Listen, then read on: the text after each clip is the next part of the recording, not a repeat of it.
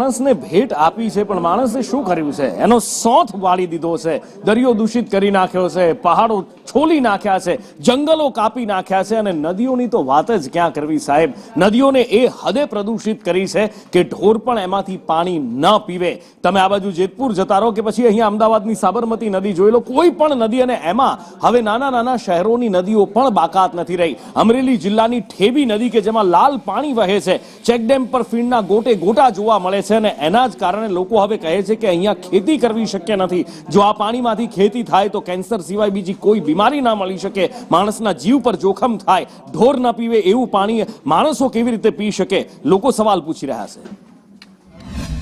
અમારા ગામમાં થોડા છેલ્લા 15-20 દિવસથી ઠેબી નદી આવેલી છે.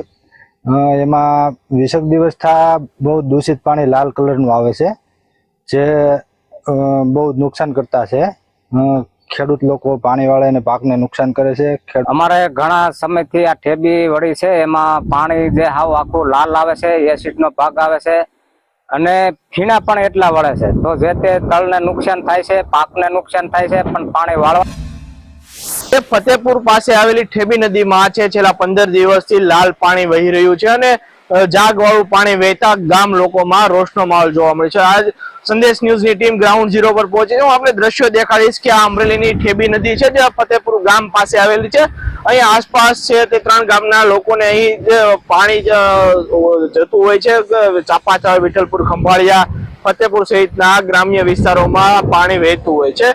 ત્યારે અહીં લાલ પાણી વહેતું થયું છે અને જાગવાળું પાણી આપ દ્રશ્યોમાં જોઈ રહ્યા છો કે જાગવાળું પાણી છે, અત્યંત દૂષિત પાણી વહેતું થયું છે. પથ્થર પણ જે ચેકડેમના જે ચેકડેમ છે તે પણ લાલ થઈ ગયો છે. આ પાણી ક્યાંથી લાલ પાણી આવી રહ્યું છે તે કોઈ જાણતું નથી. હાલ આ તંત્રનો તપાસનો વિષય બન્યો છે. અહીં જે જીવન સૃષ્ટિ પર છે અસર જોવા મળી છે અને ગામના લોકોમાં પણ ભયનો માહોલ જોવા મળ્યો છે.